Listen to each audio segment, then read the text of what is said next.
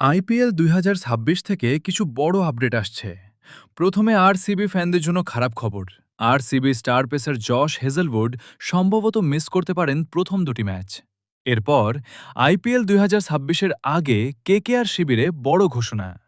অজিঙ্কা রাহানে, হ্যাঁ, এই অভিজ্ঞ ভারতীয় ব্যাটসম্যানই এবার নেতৃত্ব দেবেন কলকাতা নাইট রাইডার্সকে। রাজস্থান রয়্যালস থেকে বড় আপডেট। তাদের নতুন জার্সি আনভিল করা হবে আগামীকাল ঠিক দুপুর ১২টায়। পাঞ্জাব কিংসের হেড কোচ রিকি পন্টিং দলের সঙ্গে যোগ দেবেন ২১শে মার্চ। এরপর ২৩শে মার্চ যোগ দেবেন আফগানিস্তানের অলরাউন্ডার আজমতুল্লাহ ওমরজাই। আর সাউথ আফ্রিকার স্টার পেসার মার্কো জ্যানসেন দলে যোগ দেবেন ২৬ মার্চ। এরপর বড় আপডেট আসছে দিল্লি ক্যাপিটালস ক্যাম্প থেকে। কেএল রাহুলকে আইপিএল ২০২৬ মৌসুমে এবার ওপেনার হিসেবে দেখা যেতে পারে।